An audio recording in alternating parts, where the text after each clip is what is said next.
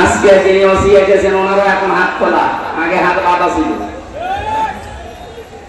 এখন তো হাত খোলা আছে। কিয়ামতের আগে যেন এরকম হাত গুলো আর কেউ বেঁধে দিতে না পারে। কি কথা বলছে না কেন?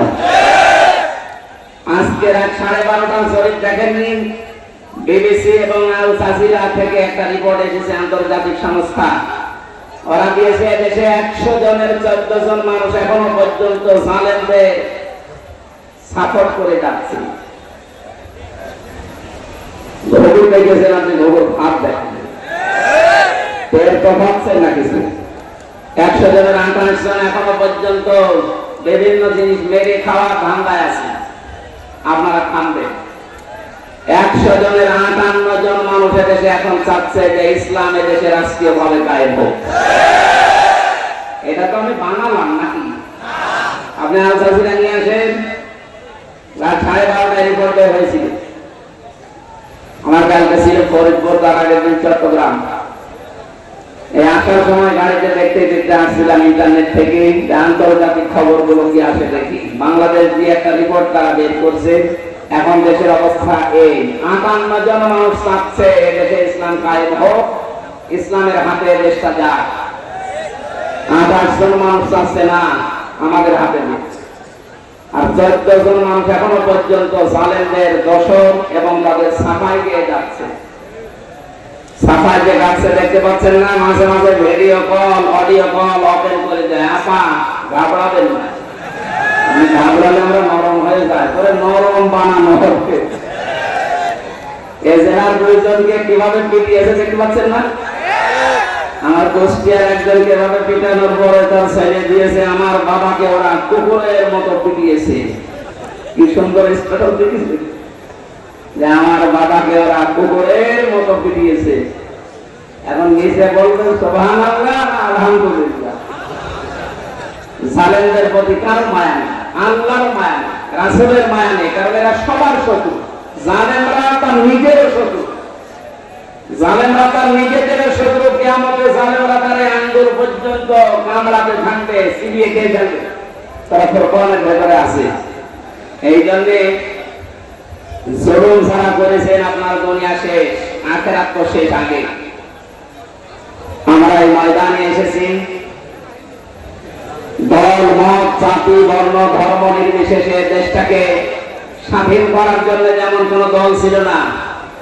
বাংলাদেশ জামাতে ইসলামের কেন্দ্রীয় আমির ডাক্তার শফিকুর রহমান কয়েকদিন আগে ঘোষণা দিয়েছেন দেশ স্বাধীন করার জন্য যারা জীবন দিয়ে গেল, এখন 2700 মানুষ হাসপাতালে বেঁচে কাটাচ্ছে।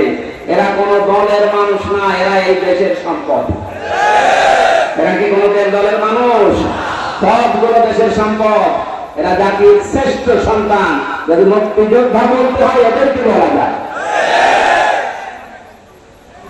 ভুয়া মুক্তিযোদ্ধা যেগুলো আছে, আমার মনে হয় এগুলো ভাতা বন্ধ করে দিয়ে ওই ভাতা এখন 2700 মানুষকে দেওয়া দরকার।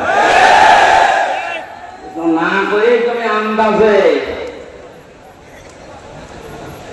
আল্লাহ আমাদেরকে আজকে সূরা হাসাব থেকে কিছু কথা তাফসীর আকারে শোনার তৌফিক যেন সামনে দেন। যাদেরকে নিয়ে আসলেন কষ্ট করে যারা বসে আছে, বলেন আলহামদুলিল্লাহ, বলেন জোরে আলহামদুলিল্লাহ। বেরুন্দার সালাম পড়ছি আমাদের নবী, মানবতার মহান শিক্ষক মুহাম্মদ রাসূলুল্লাহ সাল্লাল্লাহু আলাইহি ওয়াসাল্লামের প্রতি। রবিউল আউয়াল মাস এটা। আমি আলোচনা করতে চেয়েছিলাম সূরা আরাফ থেকে, দেখলাম না, এটা রবিউল আউয়াল মাস চলছে। কিছু কথা বলা দরকার এই মাস সম্পর্কে। যে বিশ্বনবী মুহাম্মদ রাসূলুল্লাহকে আল্লাহ এই মাসে পাঠিয়েছিলেন। যেহেতু বাংলাদেশ, ভারত, পাকিস্তান এই সমস্ত দেশে কিছু ভেজাল আছে। নবীর জন্মের পক্ষে কিছু মানুষ আনন্দ করতে আছে, আর কিছু মানুষ নবীর সিরাত, সুরাত, তার আদর্শ নিয়ে আনন্দে আছে। আমরা দুইটা চাই, কারণ একটা মানুষের জীবনী লিখতে হলে জন্ম ছাড়া লেখা যাবে? বলেন বলেন। নবীজির জন্ম যেই দিন থেকে, ওই দিন থেকে আমরা আরম্ভ করব। মুহাম্মদ রাসূলুল্লাহকে আল্লাহ যখন পৃথিবীতে পাঠিয়েছিলেন, এই খুব খেয়াল করে শুনবেন, আমি গতানুগতিক কথা বলছি না। আল্লাহর নবীকে যেদিন এই পৃথিবীতে আল্লাহ পাঠান, মিলাদ বলা হয়। এই যে ঈদে মিলাদুন নবী অনেকে অনুষ্ঠান পালন করে। ঈদ মানে আনন্দ, মিলাদুন নবী মানে নবীর জন্মের আনন্দ। নবীর জন্মের কি, যারা এই এলাকার মনে হয় এগুলো কম আছে, চট্টগ্রাম সিলেটে বেশি।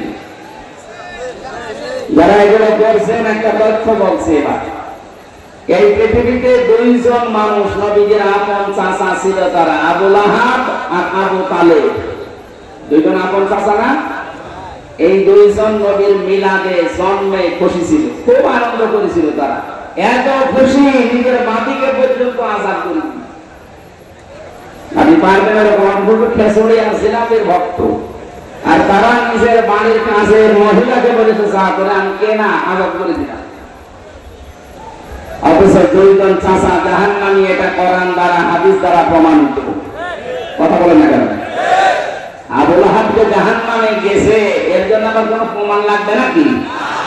আল্লাহ পাক বলেন সায়াসলা নারান যাতা লাহাব, ওকে জাহান্নামে আল্লাহ দিয়েছেন এই আয়াতটা। আরেকজন চাচার নাম বললাম আবু তালেব।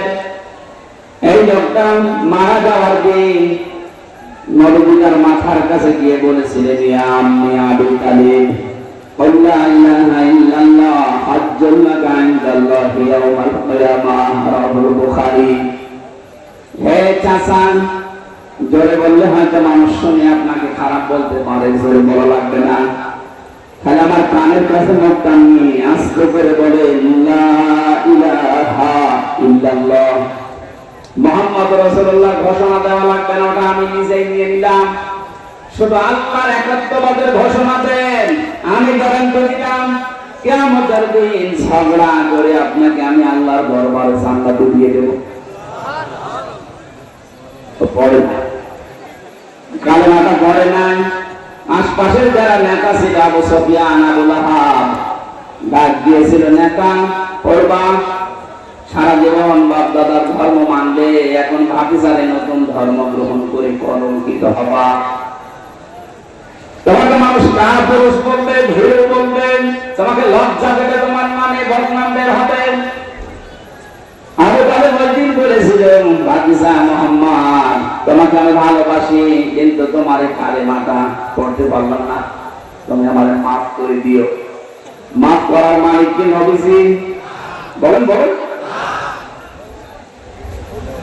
নবীজি মন খারাপ করেছিলেন, এজন্য আল্লাহ সূরা আযাবের সূরা কাসাসের 56 নম্বর আয়াত তার জন্য নাযিল করে বলেছিলেন, কেন আপনি মন খারাপ করেন? হেদায়েত আপনার হাতে দিয়ে দেবেন, এটা আমি আল্লাহ নিজের হাতে রেখেছি।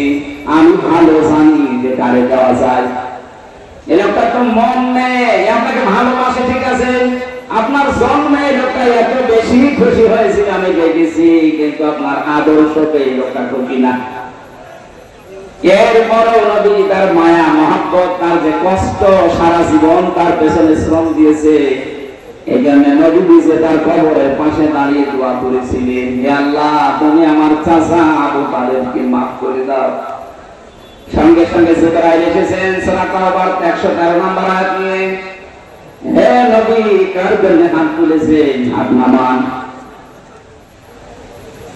মা কানা লিন-নাবিয়্যি ওয়াল্লাযীনা আমানু আন ইস্তাগফিরু লিল-মুশরিকিন ওয়ালাউ কানু উলি কুরবা মিন বা'দি মা তাবায়্যানা লাহুম আন্নাহুম আসহাবুল জাহিম।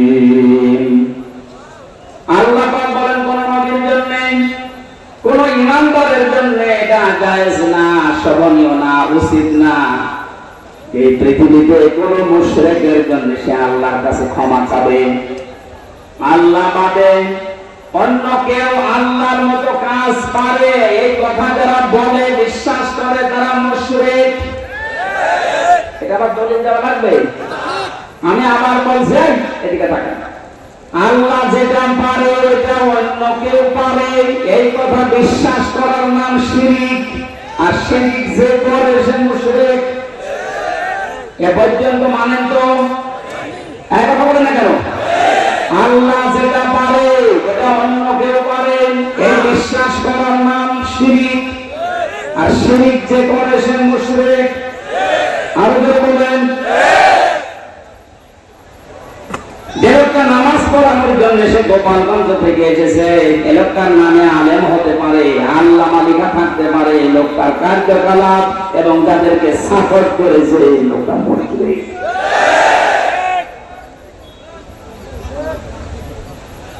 জালেমের পক্ষে যদি কেউ অবস্থান নেয়, তিনি নিশ্চয়ই হাদিস নবীজি বলেন, কিয়ামত পর্যন্ত কোন মানুষ যদি কোন জালেমকে সাপোর্ট করে, ভালোবাসে, সমর্থন জানায়, সে আমি নবীর উম্মত থেকে বের হয়ে যায়।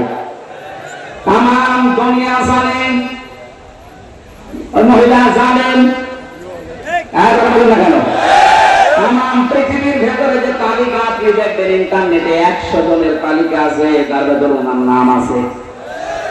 আপনি জানা শোনার পরে তার মার্কা নিয়ে দাঁড়ালেন, আপনার বিবেক নেই, আবার জননী নাম দিলেন, সাপোর্ট করেন, সমর্থন জানান, তার সাফাই গান, আপনি নবীর উম্মত থেকে বের হয়ে গেছেন। আপনার পেছনে নামাজ হবে কি করে? এই জন্যই তো সেখানে আপনার মানে বক্তব্য হতো। আমি নিজে দেখেছি মাওলানা মামুনুল হক বারবার আমাকে বলতো, হামজা আমি যদি বাইরে যেতে পারি, জীবনে কোন মুশরিকের জন্য জানাজা পড়া